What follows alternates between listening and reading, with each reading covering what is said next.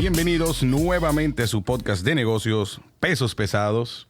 En el día de hoy nos encontramos completo. Aquí tenemos a Javier Vaquero. Saludos. Tenemos aquí a Ramón Tapia, el hombre más buscado de la República Dominicana. Y Nueva York. Si me quieren encontrar, me encuentran en la frontera cualquier día. Sí, eso está como... Bueno, está bien. Tenemos también aquí a Patti Yunen. Hello. Y a un servidor, Gustavo Yunen. Hoy yo estoy contento, Patti. Otra vez. Es que yo siempre, cada vez que prendemos el Todos los micrófono, yo días. estoy contento. Todos los días. ¿Cómo le dice la canción? Hoy estoy contento, me voy para la calle. No, me Esa. voy pa'l podcast. No, pero hoy es lunes. Y no es así ni siquiera. Hoy es lunes. Hoy no se va a beber. Señores, pero yo estoy contento hoy porque tenemos una persona que yo conozco. Él me conoce primero que yo a él. Sí, es cierto. Y es porque me conoce desde que nací. Y a mí también. Bueno, está bien, sí. Claro, Ok. viejo. No te pases. Señores, tenemos aquí una persona que admiramos mucho, le tenemos mucho aprecio. Y la verdad que ha tenido un recorrido sumamente interesante. Y creo que es una historia que vale la pena contar. Tenemos aquí al CEO de Farmacia Los Hidalgos, el señor Tico Martínez. Ernesto Martínez. Cariñosamente el Don Tico Martínez. Bienvenido. Bienvenido. Gracias por la invitación y yo no sabía que podía ser considerado peso pesado, pero gracias y qué bueno poder compartir aquí entre amigos y familia y experiencias y anécdotas interesantes de negocio. Así es, y nosotros, así como traemos gente de peso, traemos temas de peso también. Y lo que queremos es escuchar tu historia, tu historia más que nada para que aquel que nos escuche, incluyéndonos nosotros mismos que estamos aquí, llevarnos algo, queremos seguir aprendiendo, queremos seguir elevando esa barra a nivel país en cuanto a calidad, en cuanto a servicio. Hablamos un poquito fuera del aire del tema ético también, algo que nos llama mucho la atención.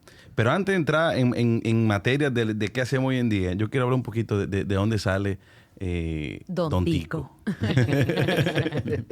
Bueno, de chiquito yo obviamente me pusieron Ernesto y por ahí por la revolución, por alguna razón las nanas y la familia comenzó a llamarme Ernestico y después Tico y bueno, y finalmente el diminutivo se quedó. Yo decidí no pelearlo. Hay gente que pelea el apodo y se lo quita. Y yo realmente me siento más cómodo con Tico que con Ernesto. Así que... Ah, pero qué bien. Tranquilo, yo soy Patti, no Patricia. Me pasa igual. Y una pregunta, ¿dónde iniciamos los estudios? ¿Estudiamos aquí en lo que es el bachillerato? ¿Sí, no? ¿Qué hicimos? ¿Cómo funcionó eso? Y luego, ¿a dónde fuimos a estudiar y dónde hicimos ya nuestra carrera y el posgrado? Sí. Interesante, yo tuve la oportunidad de estudiar en el Colegio La Milagrosa, que era el colegio de la familia. Y comenzando con anécdotas interesantes que mi mamá y mis tías eran directoras del colegio y obviamente yo tuve que ser muy buen estudiante. No podía hacer travesura. No podía hacer travesura. Solamente una vez brillé al lado del colegio. Pero sí, fue muy estricto y mami era muy súper estricta. Pero sí, también me hizo un gran bachiller y obviamente me gradué con todos los honores del colegio a la edad de 16 años. Que eso también fue interesante. Bien interesante. Y entro a la universidad también con 16 años. Yo cumplo los 17 años en la universidad y llegué tarde porque estaba en un campamento de verano fuera del país. Y llegué tarde, o sea que llegué jovencito y tarde a estudiar licenciatura en Economía en la Universidad Nacional Pedro Enrique Sureña, la UNFU, que literalmente era un blog, como se dice comúnmente, y tenía fama de ser una carrera muy difícil y lo era. Un blog, como le dicen ustedes, algo que es difícil. Algo que es difícil. Una piedra, un peñón. Y aquí viene quizá una primera anécdota que para que el que le sirva, pues que lo escuche bien claro. Después de yo graduarme con todos esos honores, viene el primer examen de economía que yo tomo. Éramos muchos en el aula y el profesor decidió separar el curso en dos. Y mi íntimo amigo me había dejado la calculadora y iba a hacer un examen primero y otro después.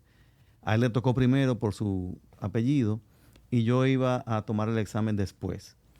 Entonces él me pidió prestado la calculadora porque no tenía y yo se la presté.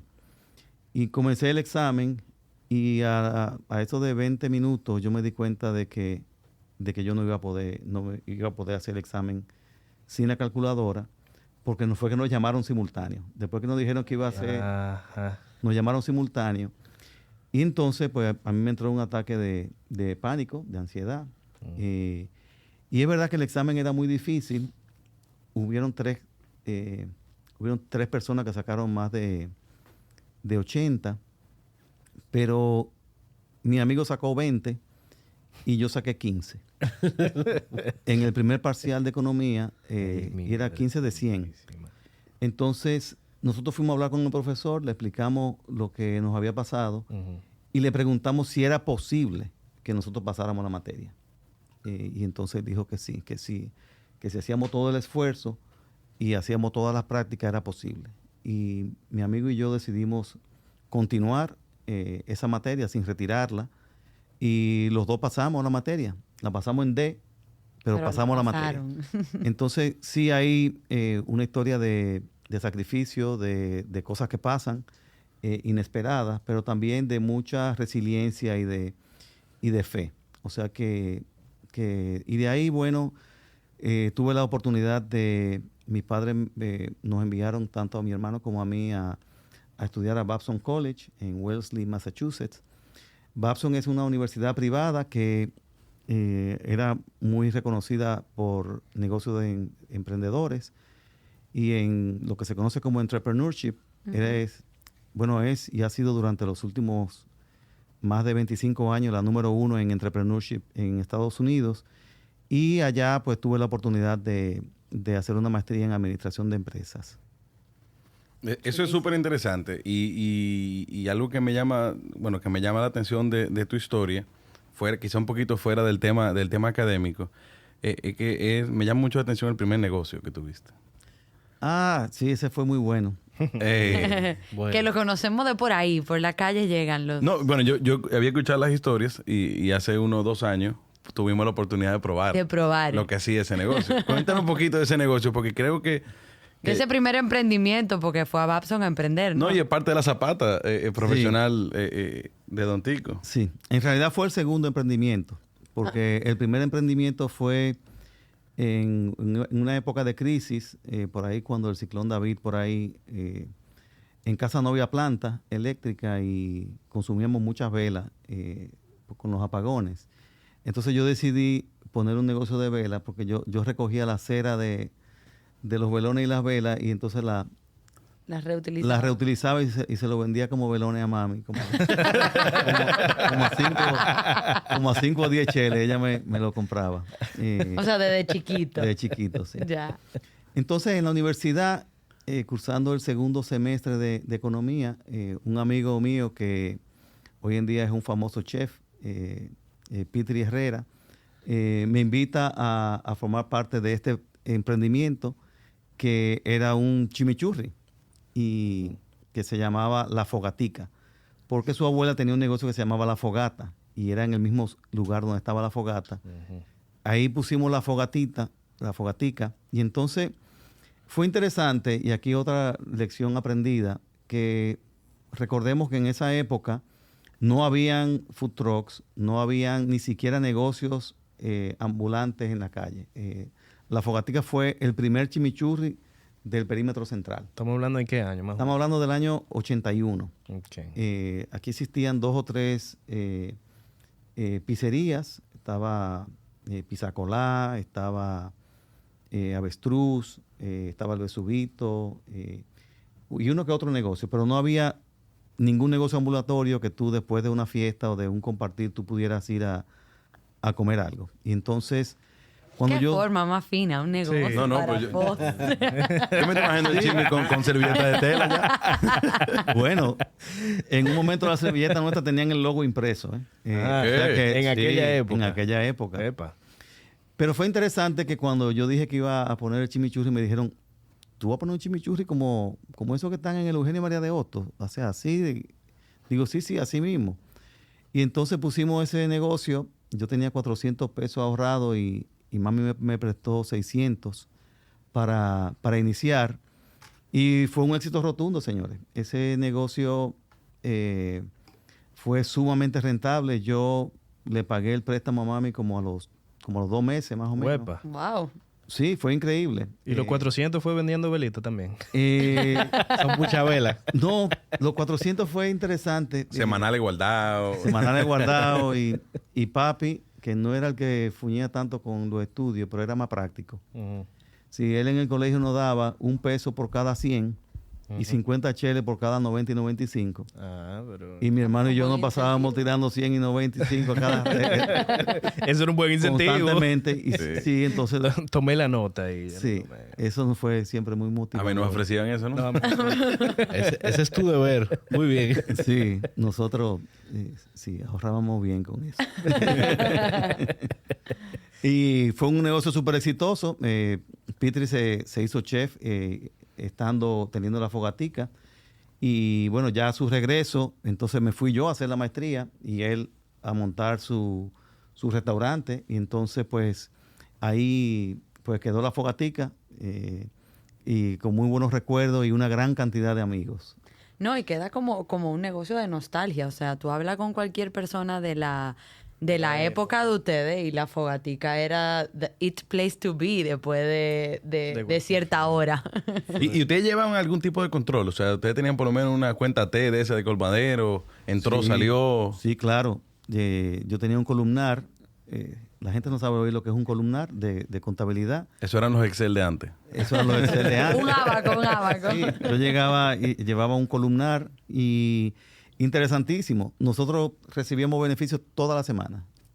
Todos los lunes yo hacía la cuenta y entonces pagábamos todo lo que teníamos que pagar y lo que quedaba lo partíamos en 2, mitad para Petri y mitad para mí y ahí seguíamos. Y eso eran dividendos. Eso eran dividendos, que en esa época eran como, dependiendo de la semana, entre 100, 150 pesos o 175 pesos, las semanas buenas. Y ahí comencé yo a ahorrar también lo que en aquella época eran cédulas hipotecarias en el Banco Hipotecario Dominicano, que hoy se conoce como BHD. Muchas veces yo salía del chimichurri a abrir una cédula hipotecaria, que era como un certificado financiero de 150 pesos, que a veces daba para abrirlo, a veces no daba, pero durante muchas semanas yo ahorraba ¿Y tenía cierto rendimiento eso? Tenía un rendimiento mayor que una cuenta de ahorro y además como tenía un plazo, pues también te forzaba a ahorrar. Wow, ¿y estás a qué edad? Yo tenía 17 años. 17 años. A los 17 años ya tú estabas poniendo tu dinero a trabajar para ti. Sí. Ya, señores, ustedes... Eso tiene cabeza, porque yo a los 17 años... A los 17 yo no estaba en eso, ¿no? O hay level con CB, no. Por ahí va el asunto. Y tengo una anécdota interesante porque mi papá era muy amigo de quien en una época fue director de Impuestos Internos, Luis Eduardo Tonos. Y yo me recuerdo que yo ganaba, para mi edad, yo ganaba más dinero que en mi trabajo formal. Y entonces yo le pregunté una vez a él que si yo tenía que pagar impuestos.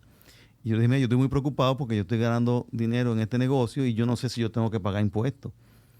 Y me recuerdo que él me dijo, no te preocupes, Tico, que tú caes en la categoría de buhonero. Y en tu vida tú vas a tener que pagar muchos impuestos, pero todavía tú no tienes que... Te vamos a chancear. Sí. Te vamos a chancear. Me llamó algo la atención que tú mencionas y es el hecho de que dices que ganaba más que tu trabajo formal. ¿Cuál era tu trabajo formal en ese momento? Bueno, yo había comenzado a trabajar en el negocio familiar International Trading Company como auxiliar de cuentas por cobrar. Yo trabajaba en el departamento de cobros y ahí sí usaba otro columnar y los análisis de antigüedad de saldo y parte de los cobros yo tenía que hacerlo. Ese fue mi primer trabajo formal. Pero yo ganaba un salario bien bajito. Yo ganaba aproximadamente como 125 pesos, algo así. Que en esa época era para mí era suficiente. pero yo ganaba como 4 veces más en el Chimi. Entonces, por esa es mi preocupación tributaria de la época. Claro, señores, the side hustle. No, Eso no es de y ahora. ahí yo me imagino que había un manejo fino, porque cualquier muchacho de esa edad estudiando, trabajando, tú dices, vea, que aquí yo trabajo menos y me gano 4 veces más, ¿para qué voy a cumplir horario? O sea, Sí. No, yo era bastante disciplinado, a pesar de que tuve ese choque de ser tan joven con un negocio y trabajando en la mañana, estudiando de 6 a 10 en la universidad. Y como decía ahorita, digo, los primeros semestres fueron difíciles. Yo estaba, claro, en otra universidad, que era la Universidad de la Vida. Y si tuviera que volver a hacerlo, pues definitivamente que fuera un capítulo que yo repetiría sin duda. Chulísimo. Eso la verdad que nos deja mucho de qué aprender. Y ahí entonces, bueno, de ahí salimos de la fogatica, volvemos ya, bueno, vamos a los Estados Unidos a hacer la maestría y ya eventualmente regresas. ¿Ya la farmacia de los Hidalgos existía en eso o no? Sí, la farmacia de los Hidalgos existía y bueno, fue fundada en el año 1975 por la doctora en farmacia María Isabel Pérez de Ruiz, y nosotros éramos clientes de la farmacia de los Hidalgos, clientes de crédito. Y entonces, en un momento económico difícil del país, en el año 1984, pues nosotros comíamos, almorzábamos juntos como familia, y me recuerdo que papi llegó un día y estábamos en la mesa y nos preguntó, que nos dijo, mira, me están vendiendo la farmacia de los Hidalgos, yo quisiera saber si yo compro la farmacia de los Hidalgos, si ustedes me apoyan. Y entonces nosotros le dijimos, papi, nosotros no sabemos de farmacia. Nosotros sabemos de negocio, pero no sabemos de farmacia. Y entonces él nos dijo, no, yo no le estoy preguntando a ustedes si ustedes saben de farmacia. Yo le estoy preguntando a ustedes que si yo compro la farmacia de los Hidalgos, ustedes me apoyan. Y entonces nosotros le preguntamos que por qué él pensaba que iba a ser buen negocio. Y aquí entra otra anécdota interesante de la intuición. En esa época el dólar estaba subiendo mucho y nosotros en el otro negocio pues teníamos deudas en dólares y por pagar y teníamos deudas en pesos por cobrar. Y el análisis que hizo dijo, bueno, mientras más sube el dólar, más debemos en pesos. Mientras más sube el dólar, lo que nos deben en pesos, menos dólares son. Y el negocio de farmacia es al revés. Tú compras a crédito, vendes de contado y es todo en pesos. Y recordemos que en esa época no había tarjeta de crédito. Existía créditos comerciales que prácticamente no se utilizaba.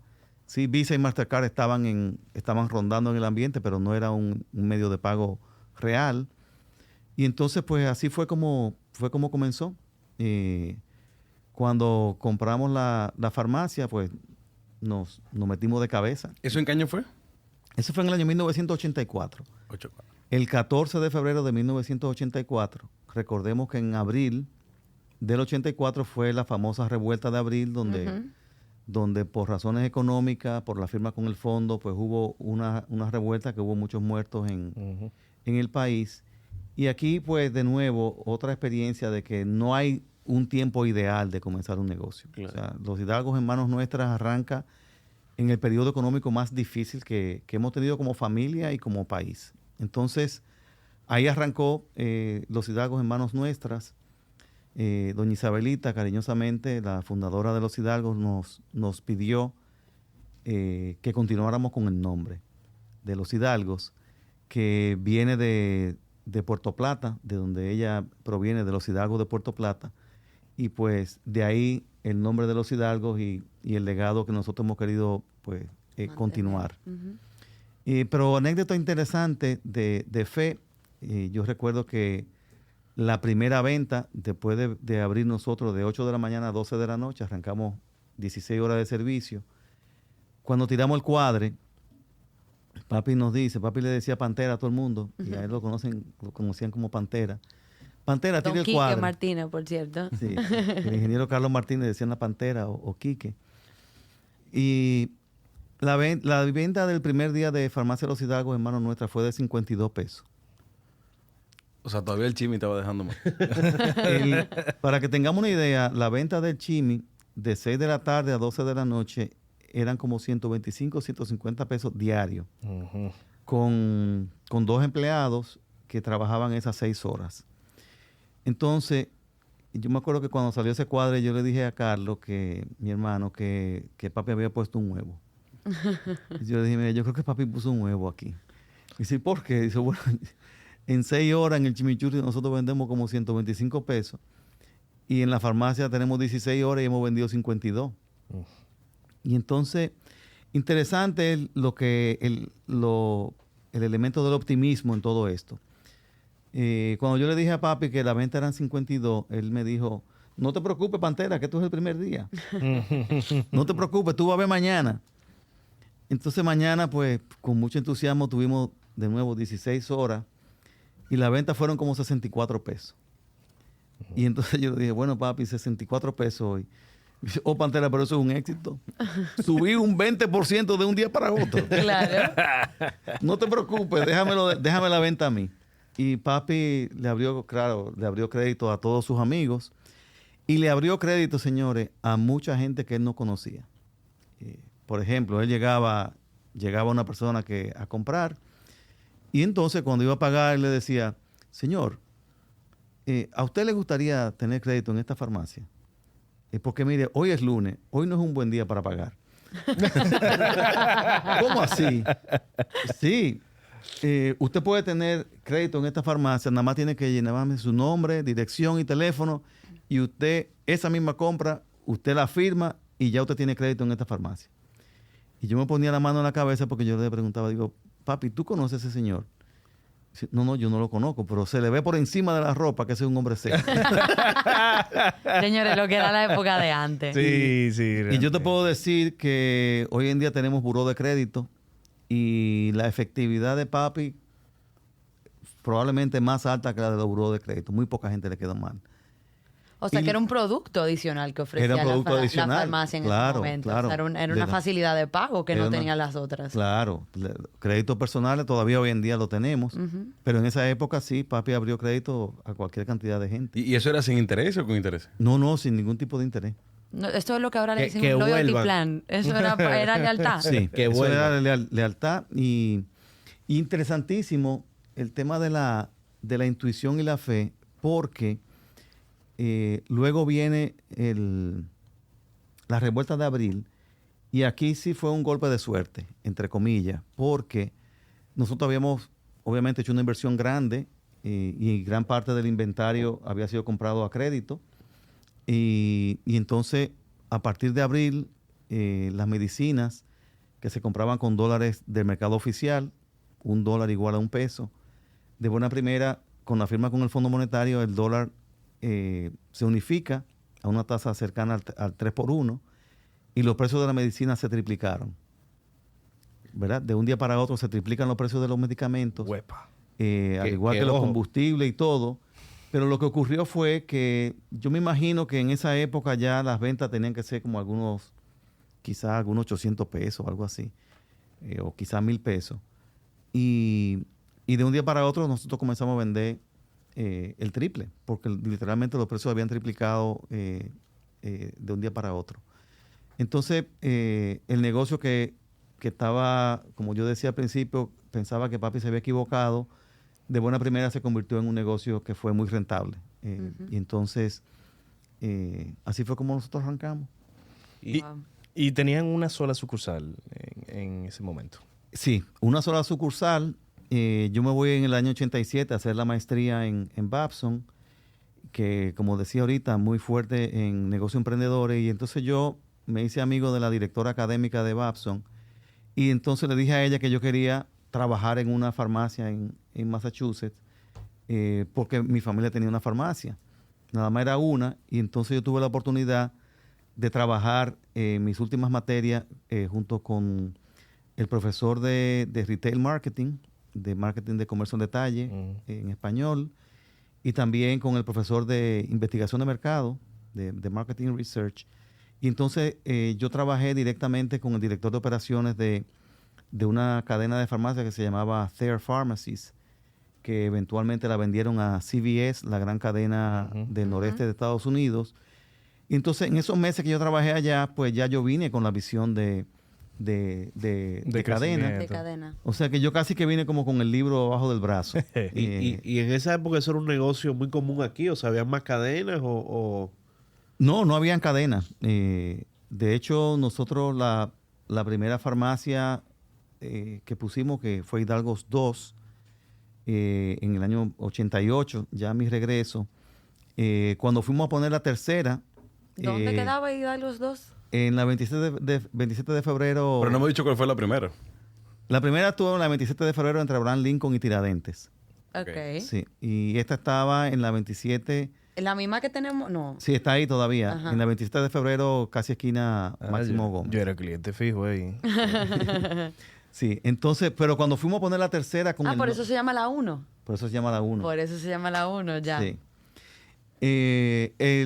El concepto de cadena no existía en ese momento. Cuando pusimos la tercera farmacia, no existía el concepto de cadena. O sea, nosotros fuimos la primera cadena de farmacia, aunque la tercera farmacia no se llamó Los Hidalgos, sino que fue la farmacia Mili, que es la que está en la Abraham Lincoln, que es nuestra principal farmacia hoy en día. Que yo creo que ahí sí ya los millennials sí nos acordamos de la Mili. Sí, se pueden acordar de cómo se llamaba la Mili. Sí, entonces, pero ya sí comenzamos, ya yo vine con ese concepto de cadena, que fue, bueno, sí, fuimos la primera cadena de farmacia del país. ¿Y alguna razón por la cual por la que no le cambiaron el nombre a la Mili de una vez, sino duraron un ratico? Sí, para claro, cambiarlo? porque como la legislación no contemplaba el concepto de cadena, esa era otra compañía, se llamaba Farmacia Mili S.A. Ya. Y en aquel entonces no existía el concepto de registro de nombre comercial y no podía utilizarlo como punto de venta que no fuera el nombre de la compañía. Sí, en ese momento se utilizaba así como Farmacia Mili, con su logo diferente y todo. Okay. Pero era otra compañía. Sí. Y ahí me surge la pregunta, ya que van creciendo, ya tienen 3 sucursales. Yo me imagino que habían ciertos servicios que ya se estaban compartiendo entre las 3 sucursales, es decir, quizás la contabilidad, quizás recursos humanos. ¿Cómo funcionó eso y esa transición en el cual, porque no solamente, señores, es abrir sucursales, la estructura que está detrás de esto va creciendo, debe crecer proporcionalmente. Sí, ese es un buen punto. Nosotros teníamos una sola contabilidad, o sea, literalmente eran 3 compañías, por el mismo tema que comentaba ahora. O sea, eran 3 compañías que llevaba su contabilidad independiente, cada una de ellas, y eran separadas. Un mismo contable, pero eran contabilidades totalmente diferentes, cada una de ellas.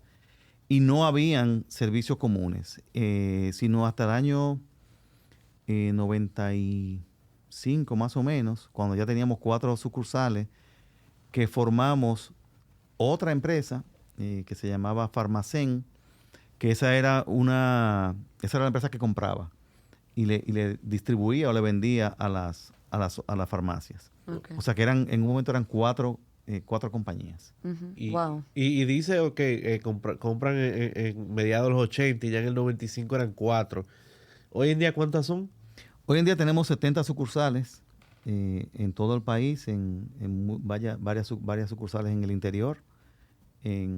Tenemos sucursales en San Cristóbal, Baní, La Romana, Higüey, Samaná, en Las Terrenas, en Santiago, Bonao, La Vega.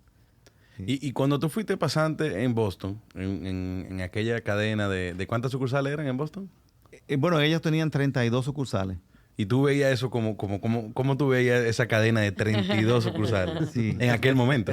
Bueno, yo la verdad que no sabía, yo ni me imaginaba, y sí llegué a pensar, digo, bueno, y podremos nosotros crecer, ¿hasta cuántas sucursales podremos nosotros llegar? Pero no pensé, en esa época no pensaba que podíamos llegar a ese monto. Cuando yo veía aquel centro de distribución y aquellas oficinas corporativas, pues no sabía lo que nos esperaba. Y después de mucho trabajo y, bueno, ya hace más de 30 años de eso, o sea, ha sido un crecimiento sostenido, pero gradual también, al mismo tiempo, sin prisa, pero sin pausa. O sea, ha sido mucho esfuerzo, pero sí una estructura muy grande hoy en día.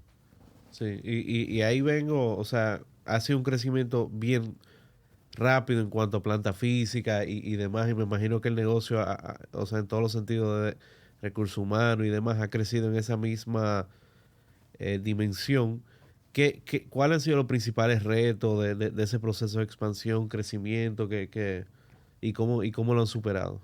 Bueno, la conformación de la estructura inicialmente fue el primer gran reto, porque al principio, ¿verdad? Manejar 2 sucursales era relativamente fácil, entre papi, entre yo, mami también, que estaba muy involucrada, y Carlos en menor grado en esa época. Pero lo difícil fue conformar la primera estructura, cuando comenzamos ya a conformar lo que era el equipo corporativo. Y fueron varios intentos de conformar un equipo corporativo que no se conformó del principio. Fueron varios intentos. Y el tema distribución, o sea, ya cuando llegamos a 4 fue como que había que pararse, armar estructura. Después que conformamos esa primera estructura, fue suficiente como hasta la sucursal número 12. Como hasta la sucursal número 12 o 10, pues pudimos como mantenernos. Y cuando tú hablas de estructura corporativa, ¿a qué te refieres? Bueno, me refiero a ya una estructura un poquito más corporativa, tener un gerente de mercadeo, un gerente de operaciones, un gerente de contabilidad ya corporativo, un equipo de staff de apoyo. O sea, ya no es simplemente llevar una contabilidad, ya tú tienes que tener estados financieros consolidados, ya tú tienes que cumplir con una serie O sea, que ahí eran 4 empresas separadas y pasaron a ser una, o como quiera era como un shared service encima de las 4 empresas independientes. No, nosotros fuimos varias empresas hasta el año 2001. Ok, wow, recién. En el 2001... Digo, ni tan recién, estamos en el 2021. Bueno, hace 20 años. Hace 20 años. Hace 20 años. Súper reciente, Pato. Perdón, es que Eso fue el otro señores, ya uno no Parece se le que fue calla. ayer. Sí, te lo juro. Parece que fue ayer y es interesante porque estamos en medio de la evaluación de una reforma fiscal. Pero hubo una reforma fiscal en ese año que impuso lo que en ese momento se llamó un impuesto mínimo, un 1.5% de las ventas. Era un anticipo, pero al mismo tiempo era impuesto mínimo. O sea, tú tuvieras o no beneficio, tenías que pagar un 1.5% de tus ventas. Como teníamos una compañía que compraba y 3 compañías de farmacia que vendían, en ese momento Impuestos Internos no nos permitió, la compañía que compraba y vendía al costo. Y nos forzaron a pagar el 1.5% de las ventas, tanto en la compañía que compraba como en la compañía que vendía. O sea, estaban pagando un 3. O sea, que estábamos pagando un 3, pero no importaba que tú tuvieras beneficio o no. Y como el negocio de farmacia tiene márgenes regulados, para tú ser rentable o para tú poder llegar a ese 1.5, tú tienes que tener una rentabilidad de 6. Para que 1.5 fuera el 25% de 6%. Y entonces, nosotros que siempre tuvimos y tenemos solamente un solo estado financiero, de buena primera se convierte el 1.5 de impuesto mínimo, se convierte en 3%, o sea que teníamos que tener una rentabilidad de 12%, lo cual era imposible con un margen de 23% de beneficio. Entonces...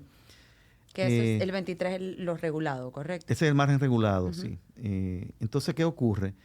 Que nosotros no vimos la necesidad de, bueno, cerramos esa empresa y lo que ocurrió finalmente fue que volvimos a abrir como centro de compra, pero bajo el Registro Nacional de Contribuyentes de los Hidalgos. O sea, que los Hidalgos compró los activos de esas empresas, entiéndase inventario, cuenta por cobrar y los activos fijos. Y entonces nos convertimos ahí sí en una sola empresa, y en lugar de venderle a las farmacias, pues ya toda la transferencia entre las compañías eran transferencias ya entre almacenes, no facturas. No ventas comerciales. Sí. Pero fue un reto, y yo te diría que el principal reto financiero que tuvimos fue ese. Y aquí otra lección que me ayudó mucho haber pasado por Babson y ver casos de lo que se llaman aprietos financieros. Porque cuando eso ocurrió, nuestros nuestro periodo de pago se atrasaron. Nuestra operación, de hecho, tuvo pérdida ese año. Pero fue una pérdida involuntaria, sobre todo porque fue fruto de una reforma tributaria que nosotros no teníamos manera de traspasar el costo, porque si tú tienes un margen regulado, tú no podías traspasar ese precio. Claro. Entonces, aquí tengo que agradecer a todos y cada uno de los suplidores nuestros, porque con muchos de ellos yo me senté a hablar con ellos y decirle, mira, tenemos años trabajando juntos, yo estoy pasando por un momento difícil y yo quisiera que ustedes nos apoyen. Y todos y cada uno de los suplidores nuestros nos apoyaron. Epa. Y recuerdo que con mucho cariño que hubo, ¿verdad?, mucha gente que me dijeron, mira, ¿qué apoyo tú necesitas? Y yo dije, mira, yo lo que necesito es que tú no me pares los despachos. Porque si me paran los despachos me quedo sin oxígeno, me quedo sin inventario. Y eso fue en el año 2001. Claro, hicimos todo tipo de arreglos, de recortes financieros, etcétera. Y el año 2001-2002 fueron años memorables en cuanto a lo que se llama resiliencia y lo que se llama hacer una maestría en la vida y en cómo mantenerse vivo en contra de todas las adversidades. Igual, si yo tuviera que escribir mi historia, ese fue un capítulo importante porque me hizo crecer muchísimo. Me ayudó a crecer también en reconocer y en reconocer que somos débiles, que independientemente de la formación hay eventos que nos ponen a prueba. Y me recuerdo también de una frase de batalla de mami, que la recuerdo hoy. Y yo me recuerdo que ella siempre decía que la fortaleza del buque lo mide la intensidad del huracán. Y yo me recuerdo que mami decía eso y me decía, mi hijo, no te preocupes, que la fortaleza del buque la mide la intensidad del huracán. Y este es un huracán fuerte, pero tú estás preparado para esto y más.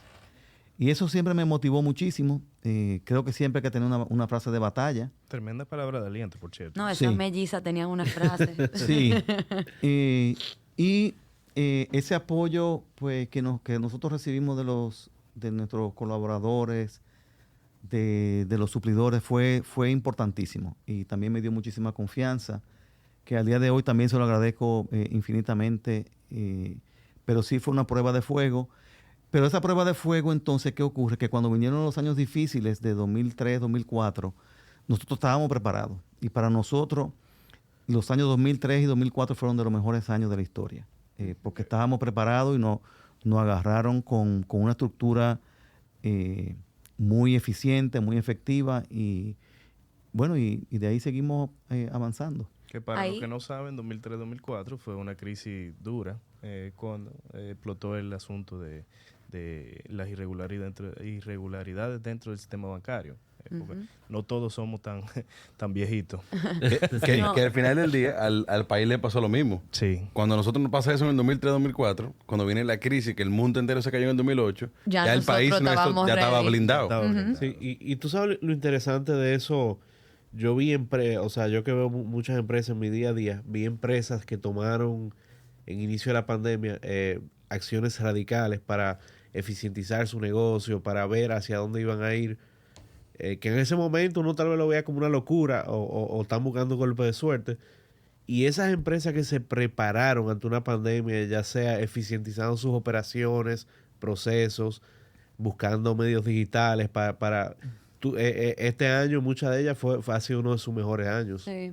Sí. Ahí también antes de eso, quiero rescatar algo de esa anécdota que tú decías de ese 2001 y 2002, porque lo hablábamos fuera de aire. Tú dijiste que llegó un punto en el que tú simplemente fuiste donde tus suplidores y le dijiste, hermano, necesitamos esta ayuda.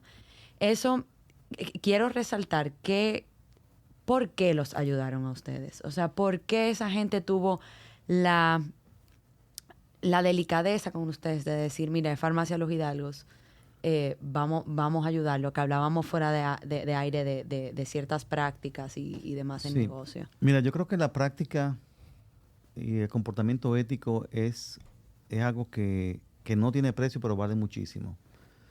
Nosotros habíamos tenido una trayectoria intachable de cumplimiento, de pagos, de cumplimiento de de legislaciones, inclusive por encima de algunas legislaciones. Por ejemplo, en el año 98 nosotros fuimos la primera y durante muchos años la única farmacia que exigía el registro sanitario antes de darle entrada a un medicamento, en un mercado donde fue costumbre que se comercializaran medicamentos sin registros. Nosotros desde el año 98 lo exigimos, si no, no entra a la farmacia. Y tuvimos una trayectoria de cumplimiento. Entonces, también recuerdo un asesor que decía, bueno, tú tienes que tener una historia que contar. You need a story to tell. Y entonces, la historia que teníamos que contar era una historia de cumplimiento, de éxito, y una historia de lo que era la realidad de nosotros. Y aquí yo quisiera resaltar un elemento que a mucha gente le da trabajo, y es que hay que tener mucha fortaleza para tú reconocer una debilidad.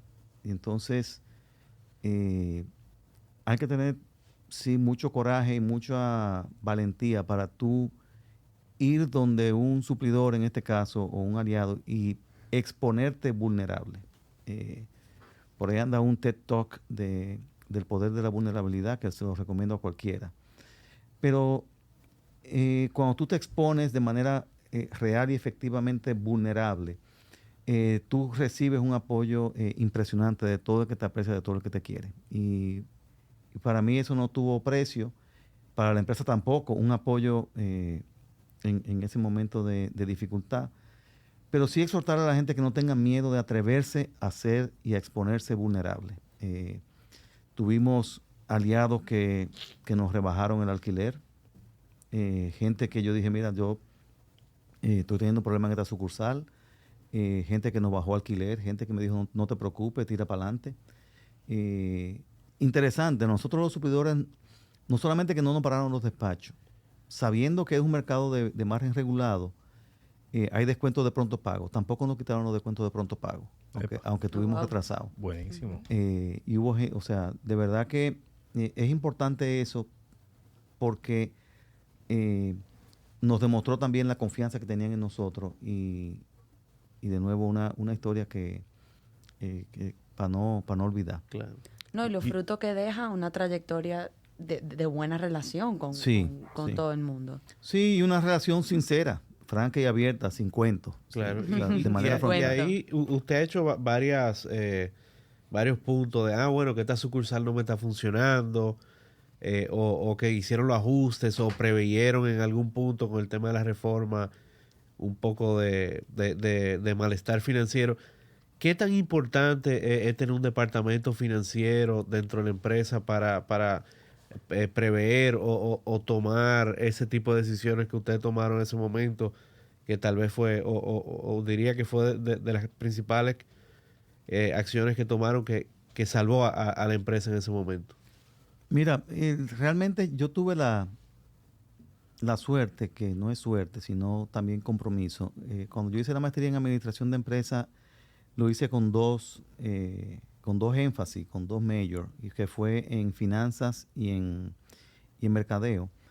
Y, o sea, que yo era también el director de finanzas, o sea, yo era el director de finanzas en ese momento. Esa parte es crítica, pero hay una parte que es, en un momento de crisis, es más crítica que la parte financiera, y es el ego.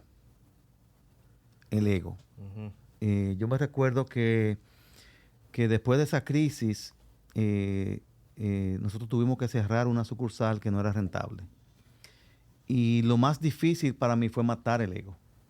Porque a lo que yo me refiero con matar el ego es a tú reconocer que un negocio no es rentable o que una actividad no es rentable, y enfrentar esa realidad financiera con lo que la gente piensa de ti, con lo que la gente espera de ti, con lo que la gente va a pensar.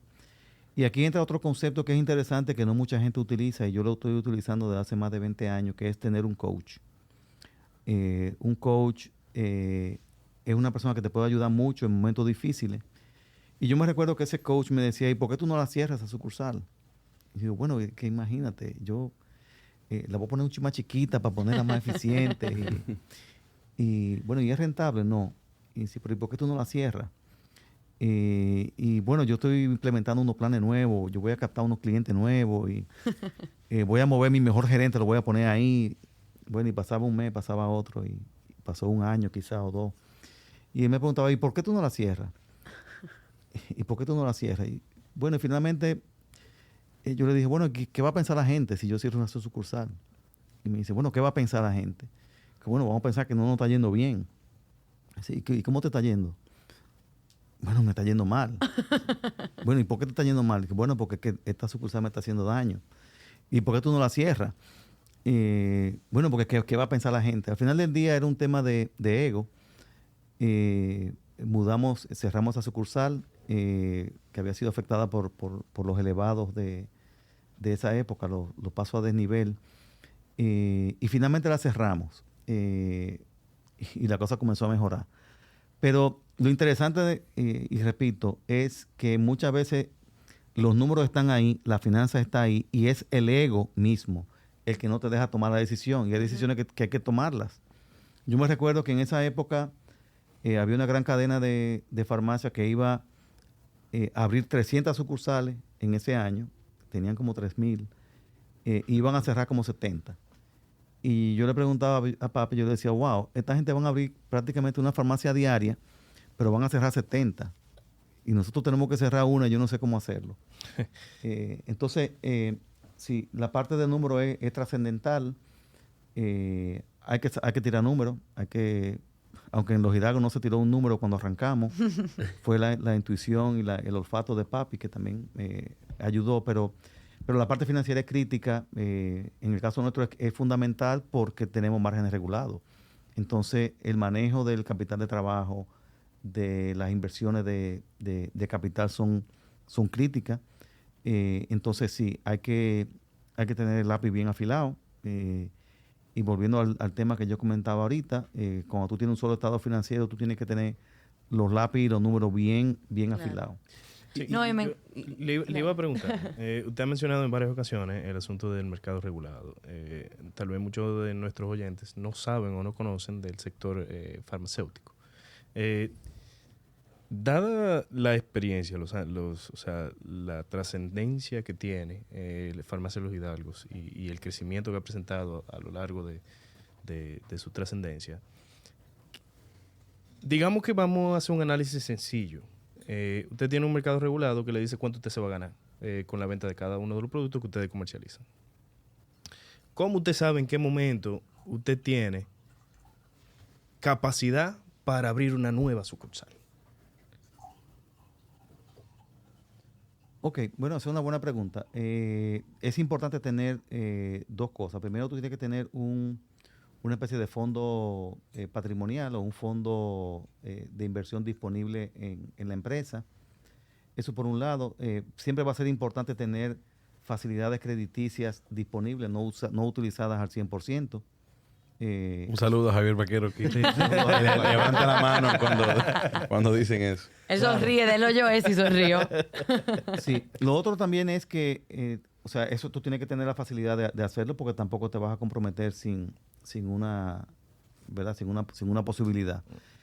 Y lo otro es también que hay ocasiones que tú buscas la oportunidad o el sector. Hay otras veces que sencillamente te llaman un aliado estratégico y te dice, mira, yo estoy abriendo aquí, quisiera que tú nos acompañes. Y entonces en esos casos pues, también uno participa, que es también otra cosa que es sumamente importante, el mantener relaciones estables y de fidelidad importante. Eso también no tiene precio en momentos de dificultad. Y también es un gran potencial de crecimiento. O sea que eso es sumamente importante. Pero sí es importante tener un brazo financiero que te apoye. Y gracias a Dios también hemos tenido el apoyo de las instituciones financieras que siempre nos han apoyado, nos han dado la mano en proyectos que son sencillos, en proyectos que son mayores, pero siempre es importante contar con ese brazo amigo que te permite crecer. O sea, que pudiéramos decir que para los Hidalgos pensar en abrir una nueva sucursal tiene que sentarse y analizarlo y pensar y si asumo el riesgo o no asumo el riesgo. O sea, no es tan sencillo porque es muy fácil. No, y que hay un lead time interesante ahí porque, o sea, eso no es llegué, puse un par de góndolas y arranqué. Hay un tema también de permisología para abrir una sucursal. Y creo que es salud pública que regula esa parte. Sí, sí hay unas regulaciones que son muy fuertes y tienen que serlo porque es un negocio no solamente muy ético, sino de mucho cuidado. O sea, que no es un negocio que no es abrir un colmado ni abrir una heladería, que también son servicios, pero en el caso de la farmacia, como nosotros lo vemos, es un negocio de vida, porque cada vez que tú dispensas un medicamento es la vida misma de una persona la que está en juego. Entonces, sí, existen regulaciones importantes que sí pueden retrasar el proceso de instalación de una farmacia. Y claro, eso hay que considerarlo en el proceso de inversión, no solamente en el caso de los activos fijos, sino que hay gastos que pueden iniciar antes de que tú arranques la operación. Puede ser que un gasto de alquiler arranque antes de tú vender un peso. Claro. Entonces, sí, la inversión de capital de lo que es mobiliario, etcétera, hay que hacerla antes de tú vender un peso. Y hay gastos que también están corriendo simultáneamente. No, que creo que es importante para la gente que nos escucha, porque nosotros hablamos mucho de emprender, de lanzarse, de no tener miedo, y escuchándote me da mucho gusto porque hemos tenido conversaciones a raíz del podcast de gente con grandes ideas y dicen, no, pero es que eso es súper regulado. O sea, me da muchísimo miedo porque es un área sumamente regulada y qué difícil, pero escucharlos a ustedes ver cómo, a pesar de las altísimas regulaciones que tiene la industria farmacéutica, y no solo del lado de ustedes como retail, pero también es súper regulada a nivel de importación, a nivel del productor, a nivel de los suplidores de ustedes, que sí se puede hacer negocio en un mundo regulado. Lo que hay es que estar súper, súper claro, tener el lápiz súper mega afinado. Y me encantó ese análisis que hicimos hace un ratito de, bueno, si tengo que pagar 1.5 de impuestos por aquí y tengo que pagar 1.5 por allá, ¿cómo entonces yo verticalizo o unifico para sacarle provecho o optimizar eso que me encontré? Entonces, como hay como un asterisco a las personas que nos han abordado con ese miedo a la regulación, que yo creo que es más un tema de entenderla. Sí. Mira, con el tema de la regulación, y este comentario puede servir no solamente para la regulación, sino para cualquier obstáculo en cualquier industria o cualquier servicio que se dé. Yo creo que es importante ver los obstáculos desde el punto de vista de lo que existe y cómo sobrevivir en lo que está ocurriendo. Porque fíjate qué ocurre. Los obstáculos que se tienen, en este caso desde el punto de vista de regulación o en el caso de otras industrias, es la rotación de personal o otro tipo de regulaciones.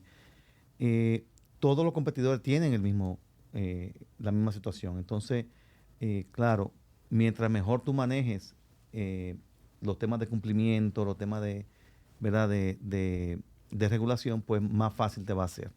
Entonces, eso se puede convertir incluso en una ventaja competitiva de que tú tengas normativas, que tú cumplas al 100% con todo, pues eso puede terminar siendo una ventaja competitiva. Claro. O sea que va a ser importante que cualquier dificultad que exista en una industria, manejarlo de una manera optimista y viendo cómo se puede hacer mejor. Claro. Sí, buenísimo. Ahora, sin lugar a dudas, o sea, la farmacia que ya tiene 2 o 3 añitos, bueno, ha tenido que vivir ciertos cambios. Y uno de esos cambios fue el tema ya cuando yo creo que la misma DGI se fue formalizando un poquito más y sale el tema de comprobante fiscal, impresoras fiscales. Yo no recuerdo en qué año fue eso, pero yo sí sé que en empresas de yo nada más sé que yo no estaba pensando en eso en esa época. Tú y tu cuco, casi, señores, casi le vamos a sacar, bueno, es como el exorcismo impositivo. El exorcismo viene mañana. Pero yo sí sé que en empresas como de retail fue donde quizá más golpeó a aquellos que no estaban formalizados, aquellos que quizá no hacían la cosa como se debía. ¿Cómo vivieron ustedes esa transición de un sistema, digamos, casi de confianza a un sistema ya con evidencia de la facturación, ya mucho más regulado? Sí. Bueno, fíjate, algo que es interesante y que nosotros fuimos quizás pioneros también en ese campo. Nosotros computarizamos la primera farmacia, la computarizamos en el año 1992, que fue precisamente la farmacia de la Abraham Lincoln. Nosotros computarizamos esa farmacia que en el 92, que suena fácil, pero hace, ¿verdad?, casi 30 años. Y cuando la computarizamos, ya desde ahí ya venía un control estricto de lo que es facturación, porque la facturación era en tiempo real. O sea, yo facturaba ahora mismo y yo iba a cuenta por cobrar y ya aparecía esa factura registrada. Entonces, o sea que para nosotros lo que fue la parte digamos, de comprobantes fiscales no fue un problema porque nosotros veníamos con una cultura de cumplimiento desde entonces.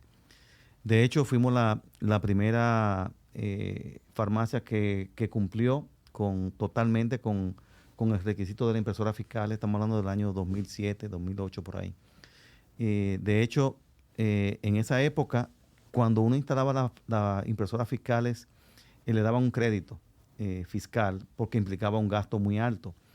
Y nosotros fuimos la primera y única empresa importante de farmacia que tuvo impresoras fiscales en todas sus sucursales antes de que venciera el plazo, lo cual fue de mucho orgullo. Y para nosotros no fue para nada un tema, ni de temor, ni nada, porque estábamos acostumbrados a eso. Al contrario, las impresoras fiscales terminan siendo para nosotros un aliado porque nos ayuda a controlar mejor el negocio. Claro. O sea que para nosotros fue muy bueno. Chulísimo. Y ahí yo quiero pasar un poquito a los hidalgos y lo que significa para... los hidalgos, la marca. Los hidalgos, ese nombre que ha trascendido, que tiene ya ¿cuánto? 30 y... Un poquito más, Pati. ¿Cuánto es? No, Se me no, fue, no, lo dijimos al principio. 38. No. ¿Eh? En el 84, Bueno, con nosotros desde el 84 y desde el 75 desde que fundada. Desde el 75 fundada. Y es una marca que ya varias generaciones somos o hemos sido clientes de ella.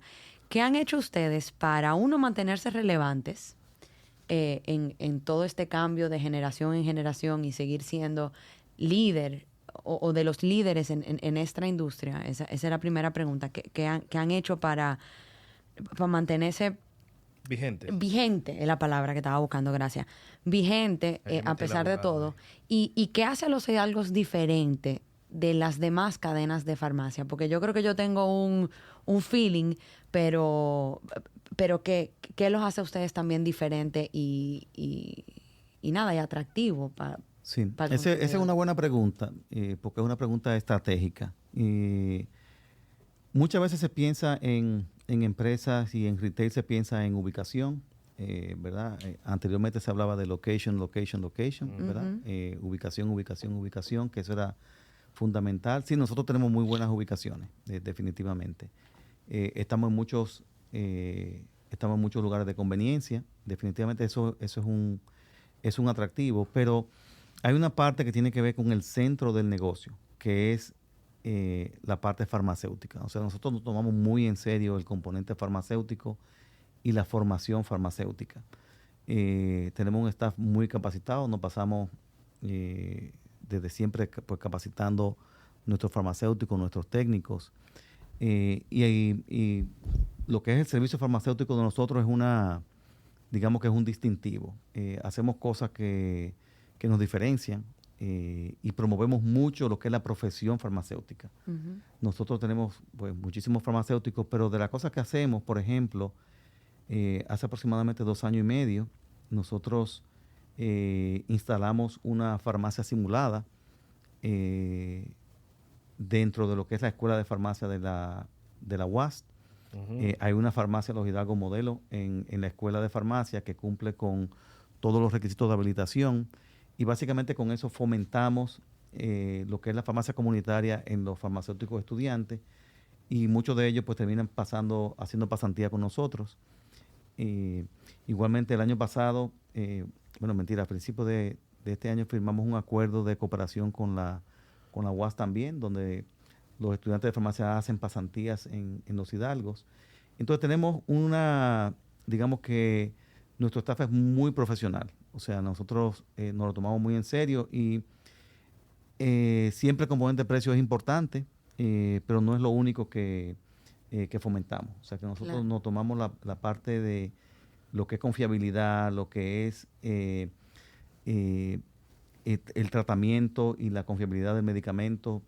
Tenemos un centro de distribución de calidad mundial con climatizado 24/7. O sea, nuestros medicamentos no pierden no solamente cadena de frío en lo que requieren refrigeración, sino que son almacenados y tratados siempre en temperatura de aire acondicionado, o sea que no están expuestos Al Caribe. al Caribe.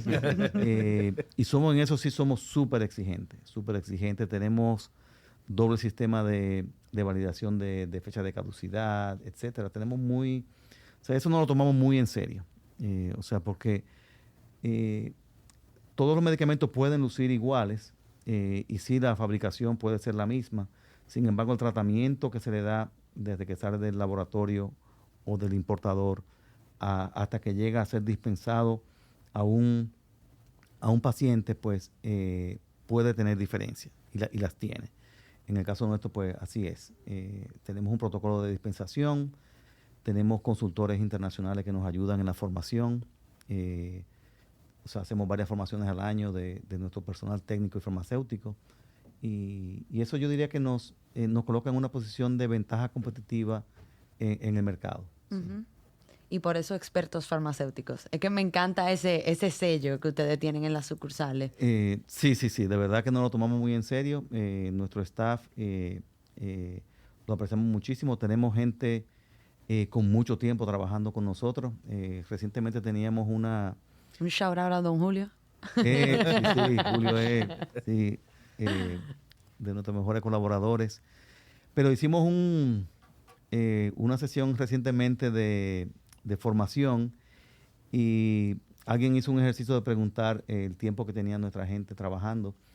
Y cuando comenzaron a pararse los encargados, yo tengo 15 años, yo tengo 20 años, yo tengo 25 años, yo tengo 8 años. Tenemos mucha gente que tiene con nosotros muchos años. Entonces, hay un tema cultural que es muy fuerte en los hidalgos. Entonces, tenemos, gracias a Dios, una cultura de permanencia. Tenemos mucha gente fiel a los hidalgos y eso pues también hace que cuando un colaborador nuestro se dirige a un cliente, pues es un colaborador que es parte de los hidalgos. Ujú. Y que es algo bastante difícil hoy en día. Sí. Ver el compromiso.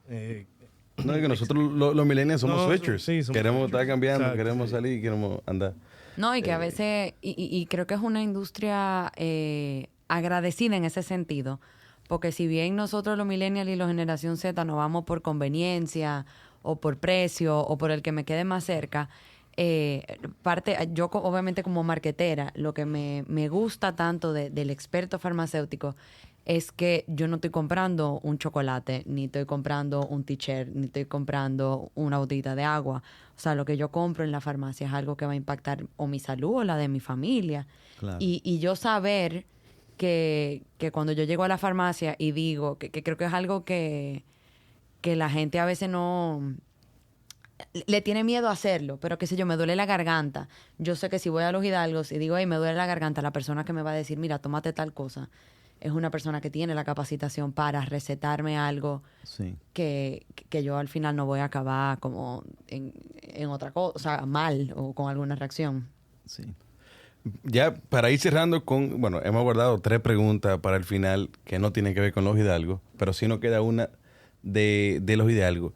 ¿Qué viene en el presente cercano y en el futuro con los hidalgos? ¿Cómo viene ese plan de cambio generacional dentro de la familia que maneja o que lidera, digamos, esta institución? ¿Qué tenemos para el futuro?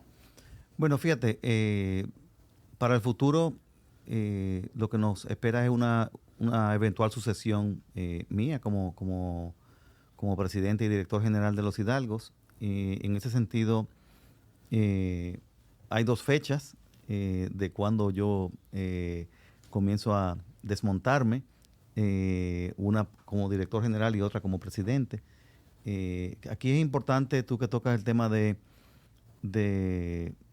sucesión o que viene, obviamente entra el tema de familia y cómo manejar un negocio familiar.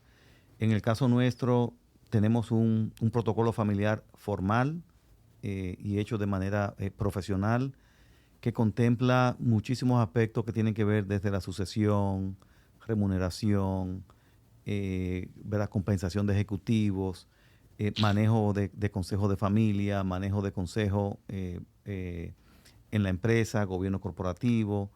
Es un protocolo familiar que nos ayuda también a encaminarnos y a manejar lo que es tema familiar con tema de trabajo. Ujú. O sea que... Que va a lo que siempre hemos dicho, Sí. de los estatutos claricisísimos, Exacto. aunque sea familia, amigo o desconocidos. O sea que súper alineado con lo que me venimos hablando del día uno. Y buenísimo que usted lo traiga a colación, porque usualmente trabajar en una empresa familiar es complicado. Siempre los hermanos o hasta los primos, los tíos, cuando participan en un negocio de este tipo de envergadura, siempre tienen sus conflictos de cuáles proyectos se le presta atención y por qué se le presta atención. Y, siempre salta en algún punto algún tipo de resentimiento o recelo. Y el hecho de que se piense a futuro, porque realmente pensar en crear un documento, un protocolo que rija las relaciones familiares dentro de la empresa, it's a bold strategy. Es una estrategia que es extraña, rara de ver en la idiosincrasia de las corporaciones dominicanas. Sin embargo, es una tendencia que se va creciendo todos los días, que, digamos, cambia la percepción del sistema patriarcal dentro de una empresa. Y es buenísimo ver como empresas como la suya, me imagino que eso es una política o una iniciativa suya, pensando futuro en la supervivencia de la empresa dentro de la familia. Desde temprano. Sí, desde temprano. Sí, sí, es importante. Nosotros actualmente hay 3 de mis hijos trabajando en la empresa. Mi esposa también, que es vicepresidente, también trabaja en la empresa. Y el protocolo es quien nos rige. El tema de conflicto es, yo te diría que es inevitable. Los conflictos van a surgir, sencillamente porque pensamos diferente. Lo importante de tener un protocolo es que el protocolo define cómo manejar el conflicto. Entonces, no es evitarlo.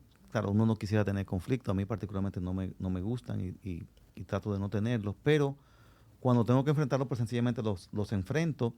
Y en el caso familiar, pues los enfrentamos con el documento. Bueno, ¿qué dice nuestro protocolo? Ese protocolo familiar fue hecho, como decía, de manera profesional, donde todos participamos.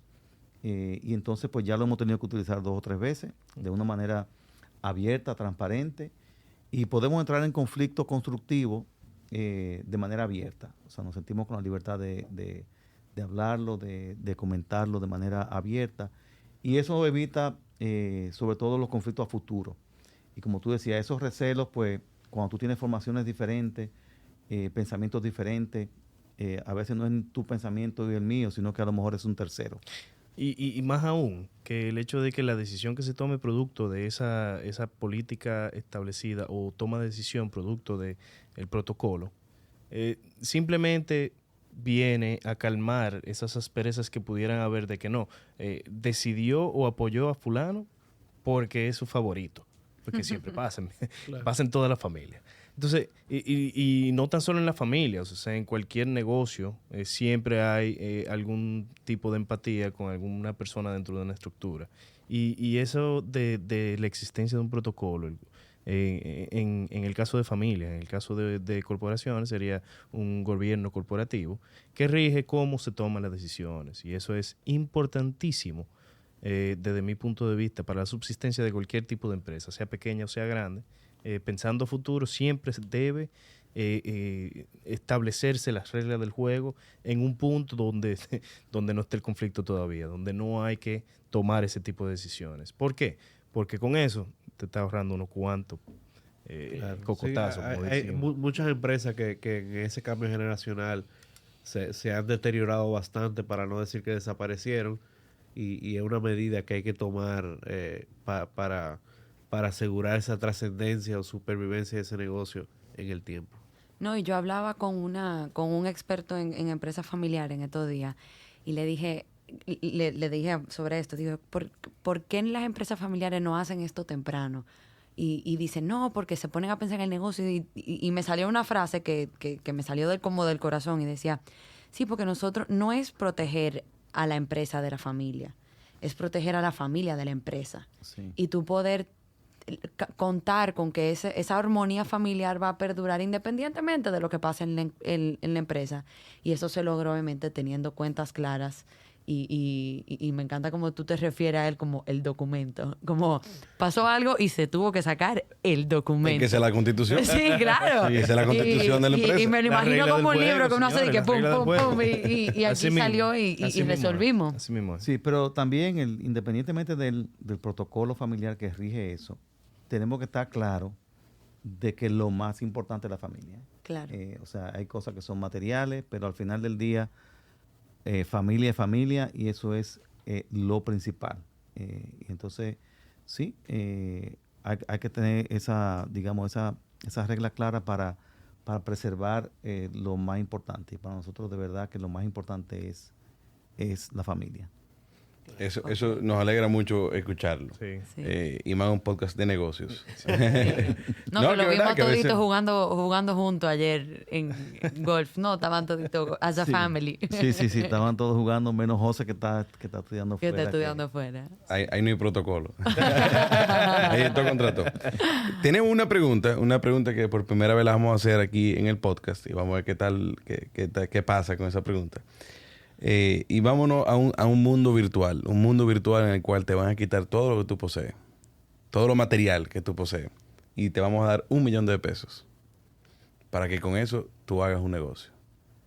¿Qué tú harías si hoy en día te quitamos todo y te damos $1 millón de pesos? Esa es una buena pregunta. Sí. Además de poner... Yo Pero yo creo que yo me sé la lo respuesta. lo pusieron, Pero lo deja que pusieron el un hombre- sitio incómodo, yo Sí. creo. No, mira, yo creo que yo voy a dar una respuesta mía, pero es importante que sepamos el por qué la respuesta. La respuesta depende, o sea, yo voy a dar una respuesta, pero que depende de la personalidad de cada persona. En mi caso, yo soy una persona conservadora, yo asumo riesgos, pero soy una persona muy conservadora. En mi forma de ser, en mi comportamiento, yo soy conservador. ¿Qué quiero decir con eso? Que a mí no me gusta mucho la incertidumbre. Entonces, por ejemplo, los ingenieros tienen unos picos y unos valles. En un momento están con mucho trabajo y bollante y de buena primera no tienen un trabajo. Yo no hubiera podido ser ingeniero. Porque a mí me gusta cierta estabilidad, a mí me gusta como poder predecir para dónde voy, independientemente de que he sido muy emprendedor y he hecho muchos proyectos. Independientemente de lo que es la farmacia, he hecho otros proyectos también interesantes. Pero si yo solamente no tuviera nada más que $1 millón de pesos para invertir, yo invirtiera en un negocio que me permitiera generar algún tipo de flujo de efectivo rápido. Cuando digo rápido me refiero a que yo haga una inversión y que el negocio camine. ¿Verdad? Si yo nada más tengo ese $1 millón, yo buscaría un negocio que pudiera producir. Puede o no ser un negocio innovador necesariamente, ¿verdad? Puede ser un salón de belleza, puede ser un colmado, puede ser un food truck, en este caso. La fogatica. La versión moderna de la fogatica. Fogatica 2.0. Sí, pero lo haría por mi personalidad, porque yo sé que ponerme a invertir en algo que va a tomar mucho tiempo me va a dar trabajo. Sin embargo, he tenido proyectos donde he estado invirtiendo durante 2, 3, 4, 5, 6 años sin ver un peso para atrás. Pero porque mi condición me lo ha permitido hacer. Entonces, es importante que quien oiga este podcast sepa por qué yo invertiría en un negocio que me genere como algún tipo de flujo de inmediato. O sea, ese primer millón. Nosotros estamos armando una empresa de empanada que lo puede invertir ahí en la empanada también. Bueno, puede contar conmigo. Yo estuve evaluando ese negocio una franquicia de empanadas. Yo estuve evaluándolo en un momento determinado, sí. Vamos a arrancar en la Lincoln con 27. Ya tenemos el Friends and Family. Ya tenemos el Friends and Family. Cuenten conmigo. Cuenten con el primer millón. Pero mira, oye, ¿qué puesto de empanada? O sea, la receta de la empanada la hizo aquí el chef Eric Malmsteen. Wow. La marca la hizo Freddy Hanna, se llama Más Sabrosa. Wow. Con logo y todo. Con logo y todo. Y el primer inversionista es Don Tico ya, Martínez. por fin tenemos inversionista. Ya estamos al tri de salir al mercado. ¿Tú crees que podamos llegar a 70 sucursales con Pues yo espero. Ya tenemos por lo menos ya experiencia en crecimiento. Sí, tenemos algo de know-how que aprendimos hoy, señores. Sí. Tú sabes que yo siempre me he hecho esa pregunta. Si hubiéramos seguido con el chimichurri, ¿qué hubiera pasado? Sabe Dios, hubiéramos tenido muchas sucursales. Sí. Y Peter y yo relajábamos con eso. Sí. Pero como ustedes me van a regalar $1 millón, Valió la pena la visita, te vas con uno. me voy con uno. No, y me voy de socio de la empanada. Qué bueno. No, y un socio con know-how, porque ya lo ha hecho. Exacto. Claro. Sí. Para cerrar, Don Tico, quisiéramos que le diera un consejo a los emprendedores de hoy en día. Y a los no emprendedores, a los que están también. Y a los no emprendedores, a los jóvenes en general de hoy en día, y a los no tan jóvenes quizás. Pero quizás un consejo ya basado en esta experiencia que tú nos has venido contando durante esta hora. Y nada, sí queremos que la gente se lleve un mensaje final de parte tuya. Ok, mira, un par de comentarios en esa línea. Yo te diría que la gente sepa que es buen negocio ser ético. O sea, ser ético y manejar una empresa ética es buen negocio. Se puede triunfar cumpliendo con las leyes, se puede triunfar y crecer una compañía cumpliendo con el pago de sus impuestos. Claro, tú tienes que tener pasión, tú tienes que entregarte, tú tienes que trabajar muchísimas horas, te tiene que gustar lo que tú haces. Si no te gusta, pues se te va a hacer más difícil. Pero hay que tener alguna cosa, competencia o por lo menos estar alerta de cosas como, por ejemplo, hay que ser optimista. Tú tienes que ser optimista, tú tienes que meterle fe, tú tienes que confiar en Dios, tú tienes que poner tu negocio también en manos de Dios. Yo sé que sin Él el crecimiento nuestro no hubiera sido posible. Es una mano invisible que ha estado ahí. Y cualquier cantidad de cosas que se han logrado en Los Hidalgos sí es fruto de una gran cantidad de gente que ha trabajado con nosotros y trabaja con nosotros decididamente, pero también la mano de Dios ha estado presente en todo momento, incluyendo los momentos difíciles. O sea que nada, yo creo que lo dejaría con ese mensaje de fe. Tengan una frase de batalla. Creo que también es importante. Y saber que los tiempos difíciles pues nos presentan oportunidades. De hecho, si la situación económica no hubiera sido tan difícil como la del año 1984, yo no estaría aquí hoy. Claro. Entonces yo estoy aquí fruto de una situación difícil que impulsó a mi papá a lanzarse a un negocio nuevo.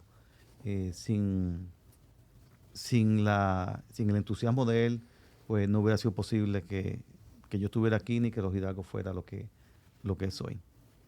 La verdad que sin desperdicios. La verdad que nos sentimos increíblemente agradecidos por habernos acompañado, por habernos dado esta historia de vida que al final del día creo que yo lo traduzco como una gran enseñanza, una gran clase. Creo que yo siento que tomé una clase.